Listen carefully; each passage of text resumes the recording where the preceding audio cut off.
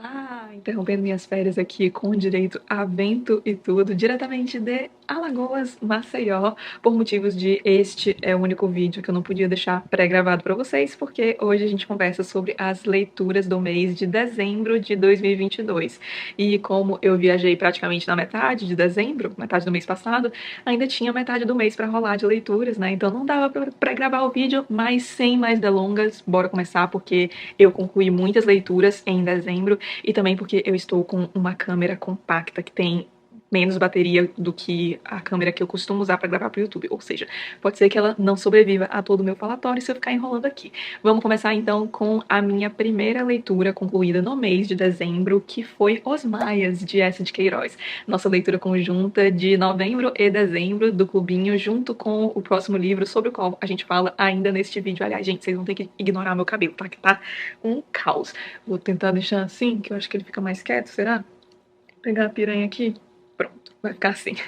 Então vamos lá começar sobre Os Maias. Seguinte, em Os Maias, o Eça basicamente nos apresenta um panorama da aristocracia portuguesa ali de meados do século XIX, e a gente vai acompanhar a decadência de uma família que pertence a essa aristocracia, que é a família dos Maias. Então a gente acompanha 3 gerações dessa família. A primeira tá na primeira geração que a gente acompanha, né? Não a primeira geração da família em si, mas a primeira que a gente acompanha tá cristalizada na figura do Afonso da Maia. Depois a gente tem o seu filho, Pedro da Maia, e por fim, seu neto, Carlos da Maia. E é o Carlos da Maia que é mais o protagonista do livro, sabe? Apesar de que prefiro o Afonso da Maia, mas enfim, né? Nem sempre o protagonista é aquele personagem ao qual a gente mais se afeiçoa. Então a gente vai acompanhando a decadência dessa família e através disso a gente consegue ver também como aquela aristocracia não estava conseguindo se adaptar às mudanças que estavam acontecendo na sociedade. Então, a burguesia, a camada trabalhadora ascendendo, e aí você tem essa classe que, no fim das contas, era ociosa, porque não era uma classe que produzia riqueza, muito pelo contrário. A família que a gente acompanha no livro, inclusive, vive dos rendimentos das propriedades que são passadas de geração em geração. O Carlos da Maia até tenta ali uma carreira de médico, mas não dá nem um pouco certo, porque o Carlos da Maia quer ser um dandy mesmo. E através desse enredo base, o Eça de Queiroz consegue propor várias discussões legais. Eu comento algumas lá na resenha, que vai estar linkada aqui na descrição do vídeo para vocês, porque já saiu resenha por aqui. E para sintetizar bem a minha opinião, eu dei 3,5 estrelas pro livro, o que para mim é uma nota boa, recomendo o livro. Porém, contudo, entretanto, se você tem problemas com livros que são mais arrastados, que tem muita digressão, que fica indo e voltando no mesmo ponto, então talvez Os Maias não seja para você. Assista a resenha lá para ter mais detalhes sobre isso, e que fique claro que eu entendo que é um livro que faz parte da fase realista da obra do Eça de Queiroz, que, portanto, essa questão mais arrastada seria justamente para mostrar o cotidiano daquela classe, só que eu consigo pensar em outros livros realistas que não são tão arrastados quanto Os Maias, na minha opinião. Então, é isso aí. Admiro muito a obra do Eça de Queiroz. Fiquei com vontade de ler mais coisas dele, inclusive depois de ler Os Maias. Acho que vou para O Primo Basílio, que acho que vou gostar mais de O Primo Basílio do que dos Maias, inclusive. Mas fica esse aviso aí já para vocês, porque não foi um livro que teve todo o meu amor, não. Não sei ainda se eu vou reler e se, portanto, ele permanecerá na minha estante, o que é uma pena, porque esta edição aqui é uma gracinha. E aí vamos para a segunda leitura, então, concluída no mês, que foi a de As Vinhas da Ira, de John Steinbeck. E este aí foi um livro que me ganhou de jeito, com certeza vai aparecer na minha listinha aqui. Sai no próximo domingo, isso, sai no próximo domingo com as minhas melhores leituras de 2022, porque, nossa, que livro! Em As Vinhas da Ira, a gente acompanha a família Joad, que é uma família que, por conta do Dust Bowl, explicando rapidinho aqui, foi um fenômeno climático que consistia principalmente em tempestades gigantescas, aliás, de areia, que assolaram a região ali mais ou menos do centro dos Estados Unidos, a região das planícies altas. Eu deixo um mapinha lá na resenha para vocês verem a região direitinho, etc. E aí, por conta do Dust Bowl, a família Joad tem que sair dali das suas terras, no Oklahoma, e partir para a Califórnia tentar uma vida melhor. Estavam ouvindo falar que tinha emprego lá, tinha os panfletos que rodavam por ali, sabe, com os pomares lindos da Califórnia, dizendo, venha, temos emprego, não sei o quê. E aí, como a família estava numa situação muito difícil ali, eles resolvem, então, pegar as coisinhas deles e irem em direção à Califórnia. Só que já no caminho eles descobrem que talvez as coisas ali na Califórnia não vão ser bem como eles esperavam. E o que me chamou especial atenção no livro é a maneira como o livro é escrito, porque a gente tem a família Joe, que é a protagonista do livro, só que ao mesmo tempo que a gente tem os capítulos dedicados, então, a essa família, a gente tem outros capítulos que são alternados com esses da família, que parecem ensaios. Então é o John Steinbeck, o narrador, no caso, falando sobre a situação ali de um modo geral. Às vezes ele pega e cita a situação de uma família hipotética ali também. E aí, através desses textos que parecem ensaios, fica muito claro pro leitor que a família Joe consiste, na verdade... Ai, meu Deus, bati no livro aqui. Consiste, na verdade, num microcosmos do que estava acontecendo com muitas outras famílias nos Estados Unidos por conta desse fenômeno climático causado pelo homem. Aliás, o final deste livro, acho que muita gente aí que já ouviu falar de As Vinhas da Ira deve ter ouvido falar do final dele, porque, olha, é algo realmente impressionante, dos finais mais marcantes da literatura, uma coisa que você fica na cabeça por um bom tempo, sabe? Não só o final, mas... Nossa, tem um capítulo do livro que, meu Deus, que é o capítulo 20. Jamais esquecerei das coisas que eu li ali. E apesar de ser uma leitura desgraceira, mas assim, desgraceira real, é uma coisa muito fluida, você não consegue parar de ler, com exceção do capítulo 20, porque aí eu realmente tive que dar uma parada, assim, e espairecer um pouco, porque ali a coisa fica bem pesada mesmo, mas no geral é uma leitura que flui muito. Então, se você aí, por um acaso, tem medo de ler As Vinhas da Ira, acha que vai ser meio difícil, não é, a não ser que você escolha ler no original, porque no original a coisa é um pouquinho mais complicada e eu falo mais sobre isso na resenha que eu fiz do livro, que estará linkada aqui. Para As Vinhas da Ira, 4,75 estrelas. Quase 5, mas teve coraçãozinho também, ou seja, o livro foi favoritado. E aí depois eu li a minha primeira ficção do Amos Oz. Eu acho que eu nem cheguei a comentar com vocês sobre essa leitura, estava fazendo um pouco de mistério, porque eu participei de um podcast para falar sobre esse livro. Assim que ele for ao ar, eu aviso lá no Instagram, aviso vocês aqui também, por meio da comunidade ou algum vídeo. Enfim, vou fazer vocês saberem quando o podcast estiver ido ao ar. E é Pantera no Porão. E o que a gente tem neste livro? Pantera no Porão é narrado sob o olhar de uma criança cujo apelido é Prof. Ele tem 12 anos e o apelido dele é Prof porque era um menino que gostava bastante de palavras, estava sempre com livro, gostava de estudar seu idioma, era bem inteligentinho, então Prof, vindo de professor, acaba sendo o apelido dele ali entre os amigos. E logo no começo da narrativa, a gente tem o Prof impressionado pelo fato de que no muro dele foi pichado o seguinte: Prof é um traidor, se eu não me engano. Acho que são esses os dizeres, mas se não for exatamente isso, é algo muito parecido, e que diz que ele é um traidor. E o que acontece? O livro é narrado em 1947, ou seja, um ano antes da criação do Estado de Israel. E aí a região de Jerusalém estava sob a ocupação do exército britânico, e o Prof tem um grupo com uns amiguinhos dele de resistência, digamos, à ocupação britânica. Então eles planejam algumas coisas ali, de tacar uma bomba em Londres, nos palácios, querem expulsar os britânicos. Enfim, são uns planos tão mirabolantes que chegam a ser até engraçadinhos, crianças. Só que o Prof acaba entrando em contato com um soldado inglês e eles desenvolvem uma relação ali. E é baseada numa troca, basicamente, no sentido de que o Prof ensina ao inglês o hebreu moderno e o soldado, por sua vez, vai ensinar inglês ao Prof. E aí eles ficam nesses encontros secretos, o Prof vai todo parecendo um espiãozinho mesmo, escondido, encontrar esse homem, porque ele sabe que a coisa vai ficar feia pra ele se souberem que ele tá ali de amizade com aquele homem. E aí os amiguinhos dele descobrem e, portanto, o Prof é um traidor. E esse livro me fez ficar ainda mais empolgada para ler o Judas, do Amos Oz, que a gente vai ler no clubinho, aliás, em junho. Eu acho que é em junho. Eu vou deixar aqui qualquer coisa a correção.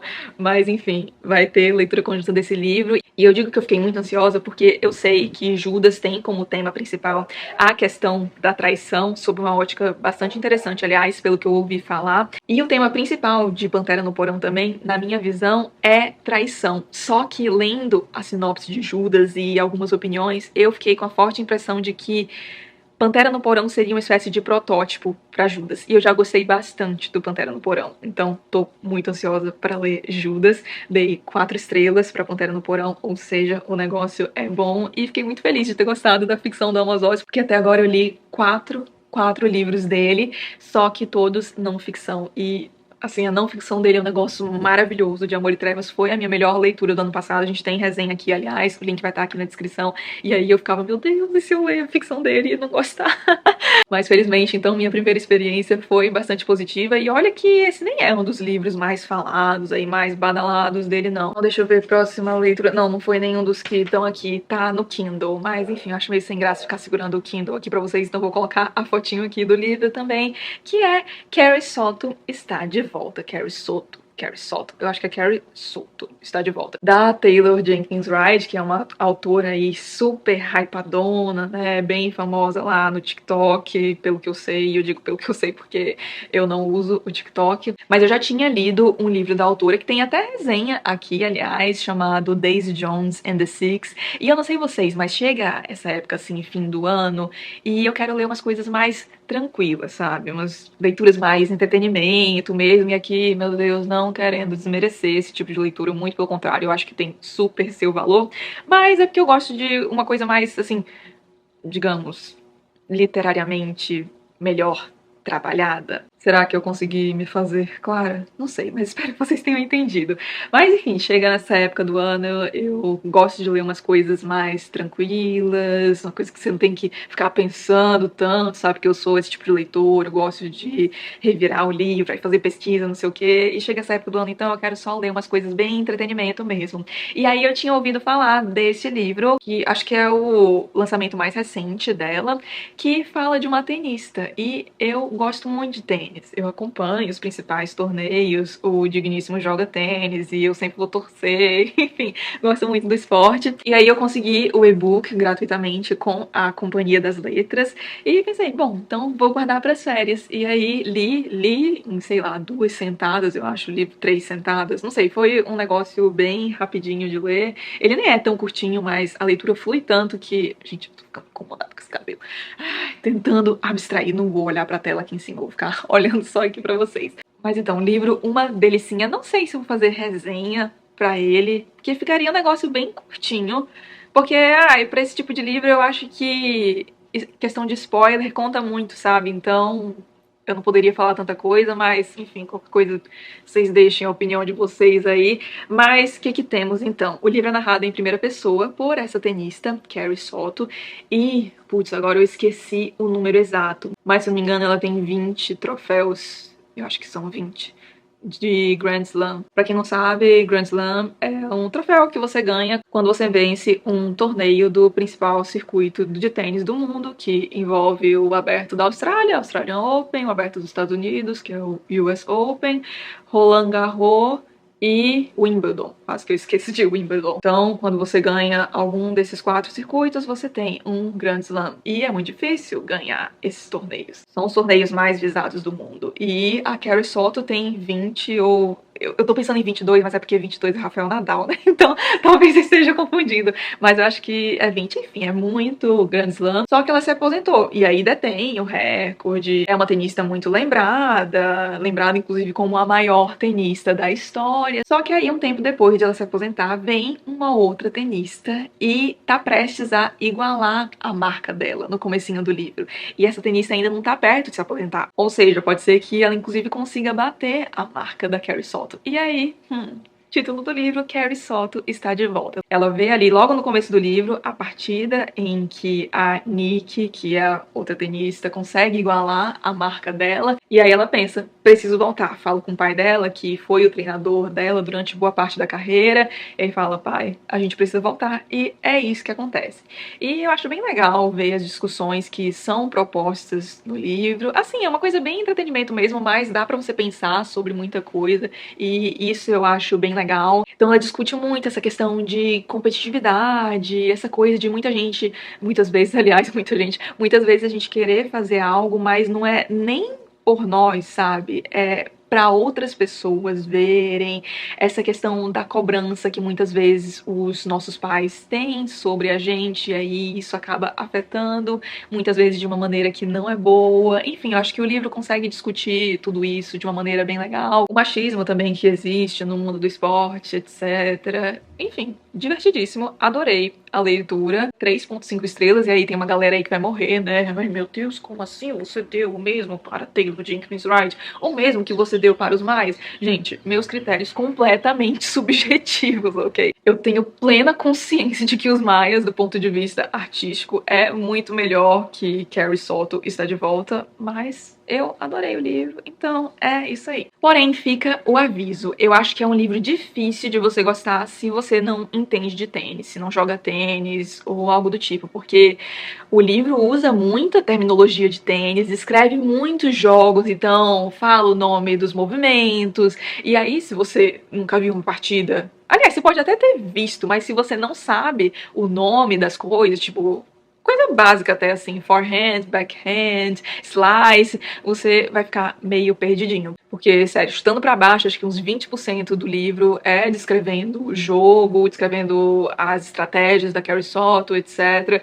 Então, pode ser que você fique um pouco perdido. Até no começo tem, tipo, uma aulinha que a Carrie Soto recebe quando é pequena, que explica um pouco a dinâmica do jogo, né, de game, set, etc. Mas, ainda assim, não é o suficiente pra você entender tudo o que é abordado no livro. Então, assim, se você quiser muito, você pode dar o Google, né? Sempre tem, só que eu acho que deve ser meio chato ficar parando a leitura o tempo todo pra ir pro Google, sabe? Inclusive, quando eu falei sobre esse livro no Instagram, veio uma galera falar que acabou abandonando a leitura porque não tava conseguindo fluir por causa dos termos específicos de tênis. Mas pra quem manja, pra quem gosta do esporte, nossa, maravilhoso. E aí, agora a gente vai pras leituras que eu trouxe para cá. Quer dizer, nem todas eu trouxe, eu acabei comprando em Fortaleza, mas vamos lá então começar com a primeira leitura dessas aqui que eu concluí, que foi justamente um livro que eu comprei em Fortaleza, que é O Assassinato de Roger Ackroyd, de Dona Agatha Christie. Fazia muito tempo que eu não lia algo da Agatha Christie, nossa, mais de 10 anos, certeza, e teve uma fase da minha vida que, meu Deus do céu, eu amava Sherlock Holmes, mas assim, eu li tudo, tudo. Nem sei se existe o box que eu tinha ainda pra vender, mas enfim, era um box com a obra completa do Conan Doyle, que aborda Sherlock Holmes. E aí, nossa, amava. E eu lembro que quando acabou eu fiquei desolada. E eu pensei, ai, preciso procurar uma outra coisa parecida. E aí, lembro que eu ouvia muito falar de Agatha Christie e, portanto, comprei um livro dela. Eu li dois, na verdade. Eu lembro de ter lido O Morte no Nilo. E teve um outro que eu li que, gente, eu sempre esqueço o nome desse livro, mas não era do Poirot.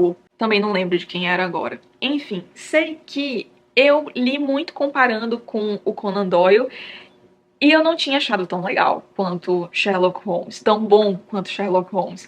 E aí eu acabei desistindo, sabe? Li os dois e eu lembro que eu li esse que eu esqueci primeiro e depois eu li o do Poirot, porque falaram, não, você tem que ler o do Poirot, não sei o que, não sei o que lá. E aí eu fui pegar O Morte no Nilo, mas não achei tudo isso. Aí acabei desistindo, só que como eu falei, nessa época do ano eu tenho vontade de ler uns livros mais levinhos. E aí eu acabei comprando numa baita promoção o E Não Sobrou Nenhum. Paguei tipo R$9,90 nesse livro, um negócio assim, uma promoção maluca da Amazon. E aí eu mostrei aqui no Book Haul passado, se eu não me engano. E aí vocês vieram me recomendar muito O Assassinato de Roger Ackroyd. Sério, veio gente lá nos comentários, tem um comentário recomendando que é super curtido. Aí gente no clubinho também veio me falar desse livro, gente no Instagram, enfim. Resultado, tava lá comprando os presentes de Natal que faltavam, comprei as Crônicas de Nárnia de presente pro meu irmão, e comprei Admirável Mundo Novo de presente pro meu pai.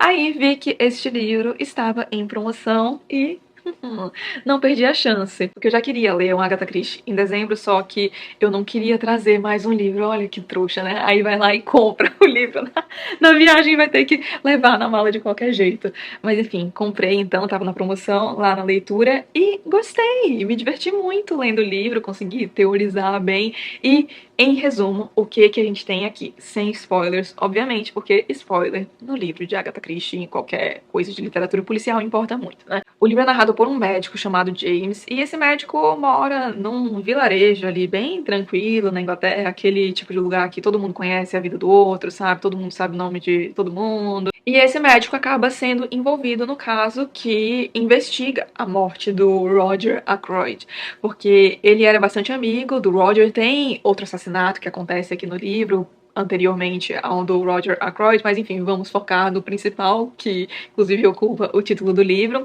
E o que acontece é basicamente o médico vai lá na casa do Roger Ackroyd, fala com ele, sai dali, tá rolando um jantar na casa do Roger Ackroyd, então tem muita gente ali, etc. Vai pra casa dele e um tempo depois ele recebe uma ligação. E ele fala pra irmã dele, ele é um solteirão, vive com a irmã, etc. E aí ele fala pra irmã que vai ter que sair de novo porque ele recebeu uma ligação que dizia que o Roger foi encontrado morto no escritório dele. Então ele vai lá, fala do que ele vê ali pra gente, tinha muita gente ali que era suspeita daquele assassinato, virou automaticamente porque o Roger era um homem muito rico, ele tinha toda uma questão com o filho dele, como é que fala? O enteado, isso. Tinha toda uma questão com o enteado dele, com a sobrinha dele, com a irmã dele, tinha alguns empregados da casa que também provavelmente teriam motivo pra matá-lo, enfim, suspeito é o que não falta. Só que Hercule Poirot está pela vizinhança. Ele tinha se aposentado, então ele se retira, vai para esse vilarejo e aí acaba sendo envolvido no caso, porque o Roger Ackroyd o conhecia e aí a sobrinha do Roger acaba indo até o Poirot pedindo, por favor, para que ele investigue a morte do tio, porque a polícia não estava indo muito bem ali no caso, não, estava patinando um pouco. E aí Poirot entra em ação. E eu fiquei com duas suspeitas para quem seria o assassino. Para um, eu tinha, além do nome, o motivo, e o outro, eu tinha só o nome mesmo. Eu ficava pensando, eu acho que é essa pessoa, não sei o que, não sei o que lá, mas não conseguia encontrar o motivo. E aí acabou que o assassino era esse mesmo, para quem não tinha o motivo, e o motivo do assassino era o motivo que eu tinha imaginado para outra pessoa. Ou seja, foi uma bagunça. Mas enfim, adoro ler esse tipo de livro em que você tem que ficar bancando o Sherlock Holmes. E aí, gostei. Vou ansiosa agora a ler o E Não Sobrou Nenhum, que dizem por aí que, acho que tem até aqui na orelha do livro, cadê? Seu livro E Não Sobrou Nenhum é considerado o melhor livro de mistério de todos os tempos. Veremos o que vocês dizem aí, aliás. 4 estrelas pro assassinato de Roger Ackroyd, talvez para o terror de algumas pessoas assistindo a este vídeo. E aí agora vamos para as duas últimas leituras do ano, e as duas estarão na minha lista de melhores leituras de 2022, porque, ai gente, meu Deus. Começando com este tijolão aqui, que são os ensaios do Montaigne. Eu comecei a ler este livro em janeiro, sim, e terminei só agora, mas assim, eu li em doses homeopáticas, sem pressa alguma pra terminar, porque assim que eu comecei a ler, eu já fiquei, putz, eu acho que esse é aquele tipo de livro que você tem que ir degustando aos poucos, sabe? Não dá pra ficar devorando. E é o tipo de livro também que não me fazia ter muita vontade de intercalar com outras leituras, sabe? Porque, nossa, eu fiquei pensando sobre tanta coisa, questionando tanta coisa enquanto eu lia esses ensaios, que eu gostava de ficar um tempo só com o livro. Então acontecia às vezes quando eu acabava de ler um monte de coisa que eu tava lendo, eu pegava e ficava um pouco nele, aí largava, aí voltava. Até que teve um momento quando faltavam, acho que 250 páginas, algo assim, eu falei, acho que eu vou deixar para as férias, então eu levo ele e só mais um, e o Kindle, o plano inicial era ele, só mais um, mas depois mudou. Enfim, e aí consigo dar mais atenção a ele do jeito que eu quero. E foi exatamente o que aconteceu. Não me arrependo. Livro maravilhoso, sério. Eu ainda nem fiz as minhas marcações. Eu comprei... Ai, Jesus, eu comprei uns post-its, flags, na verdade, combinando com o livro, porque sou dessas. E aí vou marcar quando eu chegar em São Paulo. E eu tenho gostado de fazer esse tipo de coisa. Não de comprar os post-its combinando, flags, ai meu Deus, porque isso eu sempre gostei, mas eu quis dizer mais de marcar o livro só depois que você termina. Porque quando eu marcava, enquanto eu tava lendo, eu sentia que eu marcava meio que qualquer coisa, não era tão criteriosa assim.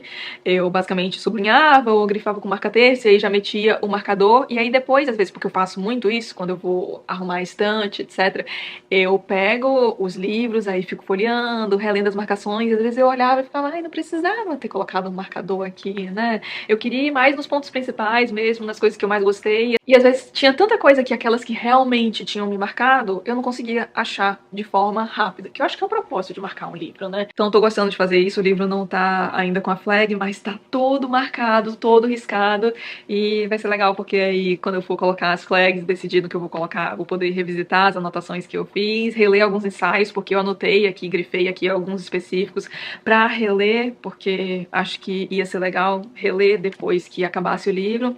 Enfim, foi uma leitura que me acompanhou literalmente desde o comecinho do ano passado até o fim do ano passado, e talvez fique no top 3 das melhores leituras. Vamos ver, mas assim, virou um dos livros da minha vida, com certeza aquele tipo de livro que vira e mexe, vai pra minha cabeceira, porque tem muita coisa boa aqui. E caso você não conheça os ensaios de Montaigne, bom, Montaigne foi a pessoa que realmente deu corpo ao gênero ensaio. E aqui a gente tem basicamente isso, ensaios com ele falando sobre coisas aleatórias, assim, coisas que concernem a natureza humana, coisas do dia a dia dele. Então a gente tem ensaio falando de alegria, ensaio falando da tristeza, ensaio aqui, ó, do útil e do honesto, das leis suntuárias, tem umas coisas meio aleatórias, mas no geral, putz, maravilhoso, recomendo muitíssimo a leitura. E se você quer ler, tem vontade de ler, mas fica, ai meu Deus, muito grande, faz isso, começa a ler e perde de vista, sabe? Vira e mexe, você volta e lê, porque não é aquele livro legal de devorar, sabe? Eu acho que você perde muito da leitura se você lê assim, devorando. Ai, acabei de ler aqui o título de um ensaio que eu gostei bastante, inclusive abri na página aqui, o da incerteza e dos nossos juízos. Para os ensaios 5 estrelas e coraçãozinho, seja favoritado. E aí vamos para a última leitura do ano. Terminei, sei lá, às 10 e pouco do dia 31 de dezembro, ou seja, foi ali no laço mesmo, tal qual um outro livro do autor no ano passado, Absalão, Absalão, que eu fiquei, acho que eu li umas 3 horas, algo assim, daquele livro do Absalão, Absalão, no dia 31 de dezembro de 2021. E temos aqui, desta vez, o Luz em Agosto. Será que tá virando uma tradição aí maratonar Faulkner no último dia do ano? Vamos ver se a Companhia das Letras ajuda, porque eu já li tudo que foi lançado pela Companhia das Letras agora. Então, meu Deus, Faulkner, o moço não sabe o que é escrever um livro ruim. Então, o que a gente tem aqui em Luz em Agosto? A primeira história que nos é apresentada aqui, e eu digo a primeira porque a gente tem 2 histórias principais que não chegam bem a se entrelaçar, mas ficam próximas. A gente já falou sobre isso, mas a primeira história que nos é apresentada aqui é a história da Lena, uma mocinha que vem do Alabama e tá indo a pé em direção ao Mississippi. O que acontece? Tem um homem que engravida a Lena e ela era apaixonada por ele, sonhava em viver com ele, etc. Ela é bem novinha, então tinha toda essa idealização aí em relação a esse homem. E pro homem tava tudo certo ali entre eles, até que ela ficasse grávida. Então, quando ela fala que tá grávida, ele já pensa em alguma coisa, né, e vaza dali. E ele deixa uma desculpinha, fala, eu vou arrumar um emprego ali em outro lugar pra gente se resolver, e aí eu vou mandar buscar você, não sei o que, não sei o que lá. E ela fica com essa esperança. Só que o tempo vai passando, a barriga crescendo, a família já ficando doida, porque, né, viu que a menina tava grávida, eles não esperavam isso, nem sabiam que ela tinha um relacionamento, não sei o que. E aí a Lena resolve fazer algo, a situação dela dentro de casa estava muito ruim, principalmente por conta do pai dela, que não aceitava aquela situação de jeito nenhum, principalmente por um motivo específico, e Helena resolve então sair dali e ir atrás do homem que era o pai de seu filho que estava prestes a nascer. Só que é isso, ela vai a pé, ela pega algumas caronas no caminho, enfim, é um negócio que, meu Deus, você lê aqui a narração da Lena nesse caminho, indo lá com a barriga enorme, não sei o que, as pessoas passando e olhando pra menina naquela situação, nossa, é um negócio difícil de ler, mas a Lena, nossa, é muito, eu ia falar otimista, mas assim, é extremamente ingênua, porque ela realmente acha que deu algo errado, ele não conseguiu entrar em contato com ela de novo, enfim, fica preocupada, sabe? E aí vai atrás desse homem. Então essa é a primeira história que nos é apresentada, mas no meio disso também nos é apresentada a história de um homem chamado Joe Christmas, que apesar de ser um homem branco, tinha ancestrais negros. E aí, vocês já imaginam o que vira, né? Porque este livro aqui, informação importante a ser ressaltada, é ambientado no sul dos Estados Unidos, quando ainda havia uma segregação muito forte na população. Não que não haja hoje em dia, ainda que em menor medida, mas nessa época aqui era algo outro nível, e a gente consegue ter uma dimensão disso através da leitura deste livro aqui. Sensacional. Sério, Faulkner, meu Deus do céu. 5 estrelas também. E este livro aqui, já fica a dica aí pra você que quer ler Faulkner, mas tem medo, porque os livros dele têm fama, não só fama, são um pouco desafiadores mesmo. Eu recomendo fortemente que você comece por Luz em Agosto, porque é um Faulkner bem mais tranquilo. Eu até brinquei lá no Instagram que eu descobri que é possível ler um livro do Faulkner e entender o que está escrito no primeiro capítulo, porque em O Som e a Fúria você lê o primeiro capítulo e fica... hã? E aí, em Absalão, Absalão, eu acho o negócio pior ainda. Sério, eu li as primeiras páginas daquele livro e fiquei questionando a minha alfabetização, porque é um livro bem complicado. E aqui, não. No começo, você tá entendendo tudo, maravilhoso. Depois, o Faulkner meio que joga as coisas pro alto, e aí a gente vê o Faulkner aparecendo mesmo. Então, aquelas sentenças enormes, desconexas, sem pontuação, no lugar certinho, que dá origem a ambiguidades, inclusive. Aí você tem que prestar muita atenção para ver o que ele tá querendo dizer, de quem que ele tá falando, quem que tá falando, enfim, aquela experiência Faulkner que eu particularmente adoro. É desafiadora, mas eu acho que mais do que te recompensa pelo esforço que você emprega para ler o livro. Então fica a dica aqui, de todos os livros que eu li do Faulkner até agora, todos, menos este, aliás, no caso, Absalão, Absalão e O Som e a Fúria, tem resenha aqui, vou deixar os links para vocês. E dos 3 que eu li até agora, este aqui foi o mais tranquilo. Agora fico aqui, eu falei, né, que foi 5 estrelas e coraçãozinho, ou não falei? Enfim, 5 estrelas e coraçãozinho. E agora vamos ficar aí na torcida pra Companhia das Letras lançar algo deste moço, neste ano ainda, né, porque estou sem Faulkner pra ler. Queria ler todos nestas edições aqui que estão saindo pela Companhia das Letras. Vamos torcer aí pra que Sartórios ou Enquanto Agonizo venham neste ano. Apesar de que, se não sair, eu acho que eu pego o Enquanto Agonizo na edição da LPM, porque, ai meu Deus, eu amo este homem. E talvez eu escolha fazer isso, então, ler bem pro fim do ano pra manter a tradição, pra instituir, né? Porque eu só fiz 2 vezes pra instituir a tradição de ler Faulkner no último dia do ano, vivendo perigosamente. E encerramos então todas as leituras que foram concluídas no mês de dezembro de 2022. Foi um ano de leituras maravilhosas. E daqui a pouquinho então, não tão daqui a pouquinho, assim, mas em breve a gente conversa sobre as leituras que estão sendo feitas agora no mês de janeiro. Não concluirei tantas como em dezembro, mas ainda assim tem umas coisas bem legais pra gente conversar. Se você gostou do vídeo, não esqueça de deixar um like e de se inscrever aqui no canal caso não seja inscrito ainda. Um grande beijo e até os próximos vídeos.